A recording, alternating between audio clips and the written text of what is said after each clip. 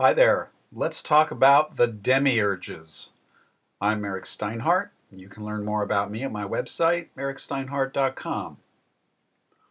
So we're going to start out with the Platonic Image, something that's used in a lot of my videos on Plotinus and Platonism. Down at the bottom, the waves there are non-being, which produces that little island, which is being itself. Then we've got the sky rising through the various elevations of Platonic forms, the world tree, and above all the sun, the form of the good. Let's get right into it. The whole process here goes from the one to the good. I distinguish between the one and the good. I don't identify them. The one down at the bottom is being itself, the backwards E, the existential quantifier, which gives being to the beings.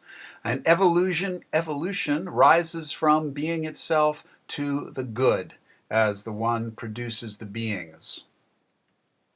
I mean, how does this work?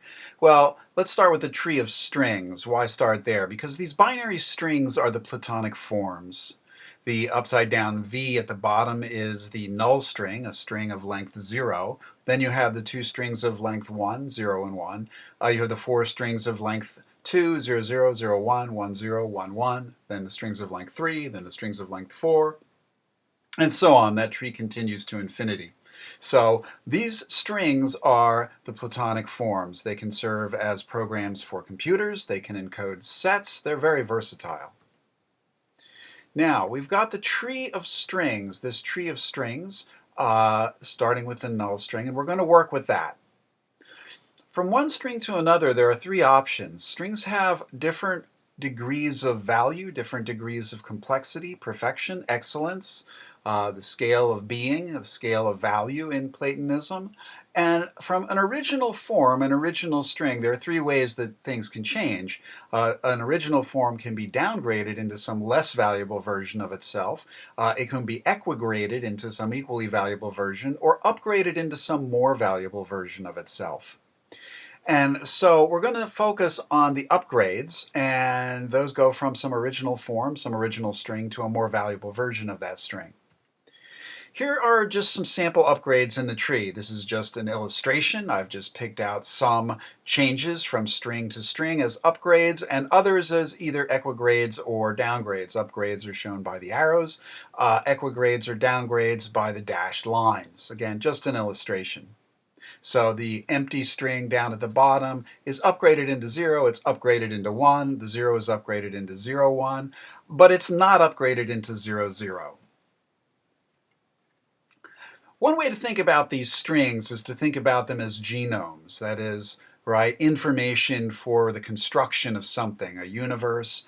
A program running on a computer is like a recipe for the construction of something. So the tree of strings can really be thought of as a tree of genomes, indicated here by the little DNA double helixes, right? Now, genomes, as they change, there can be mutations.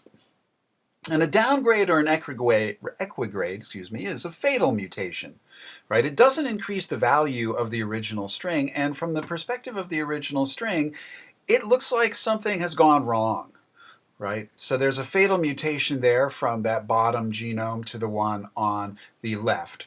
But the upgrades are good. Upgrades increase value. They increase fitness. They make the next higher upgraded genome better in some genetic way. And so that's the arrow on the right.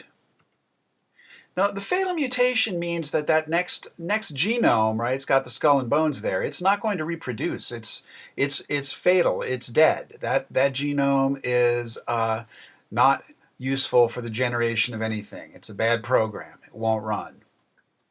And fatal mutation, again, right, a fatal mutation can continue into another fatal mutation, right? So that one is skull and bones, doesn't live, it's dead. But bear in mind that, right, that if there's any fatal mutation, none of its offspring are alive. Right, so there we go. We had one, and it looked like there's an upgrade from a fatal mutation to something good there on the right. But since we've got a fatal mutation there on the left down in the second level, the upgrade on the third level is still dead. right? You can't inherit life from something that's dead. Fatal mutation, all the offspring, all the descendants of a fatal mutation will also be dead. Mutations propagate through the tree. So though just that little tree is going to look like that, right? We've got down at the bottom a living genome, and the fatal mutations are the dashed lines or any line from some other fatal mutation, right? So from a living genome through its descendants that are also upgrades, we have a kind of path of life, a green path. And that's what we've got in the original tree that we had, right? The original tree being zeros and ones, strings of zeros and ones, now interpreted as genomes. And so I've put all the fatal mutations there as skull and crossbones. I've indicated all the paths of life in green, right? A path of life is always upgrades, never goes through any downgrade or equigrade. Things are always getting better, improving in a quantitative sense of an increase in intrinsic value or complexity along these green paths as we rise in the tree.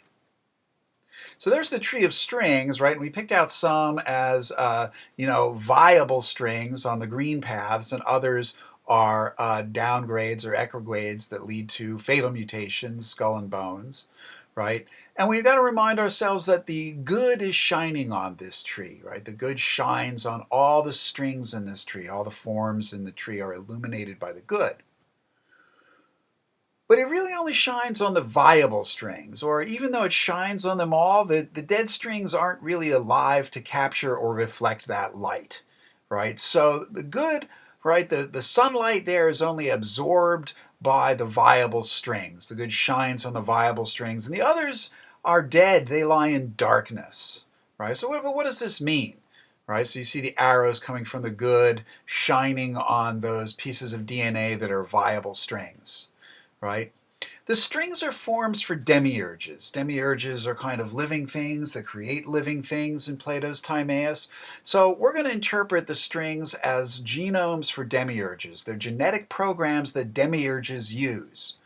And so we have three, living demiurges there. If we just take the first two levels of our tree, the good shines on all these demiurges, shines on all those strings, and by shining on those strings, right, shining on those viable genomes, right, it brings demiurges into being. The good being the source of all existence of all existing things, particularly all the concrete things. Right? The genomes are forms. They exist abstractly and necessarily. The demiurges exist contingently, and they depend on the illumination from the good for their existence. So any viable string catches that sunlight from the good, that energy, that radiation, that warmth and light, and from that illumination, from that energy, a demiurge is brought into being. What are these demiurges? What is demiurgic creativity? Well, the strings, right, the genomes are just genetic programs. Zeros and ones are just programs for a computer. When a program is activated, a computer comes into being that runs that program. That's just what it means for the program to be activated or energized or actualized by the energy or power of the good. And so there you see sort of the illustration of the genome inside the demiurge being used to give birth to a universe, right? The demiurge is basically the computer. It runs the genetic program and thereby brings the universe into being, just like a video game program gets run and generates a video game universe. And so if we've got a tree of these viable genomes, that means we have a tree of demiurges, and demiurges give birth to demiurges, right? Under the good, all being illuminated by the good. And this gives us a tree of demiurges that rises in complexity up towards the good, right? And every additional layer of circles there indicates some additional complexity, right? With the demiurge now sort of in the center and the complex universe emanated around it, like software running on hardware. That's a little tour of how we can go from the Platonic forms to the demiurges. I'm Eric Steinhardt. You can learn more about me at my website, ericsteinhardt.com. Thank you.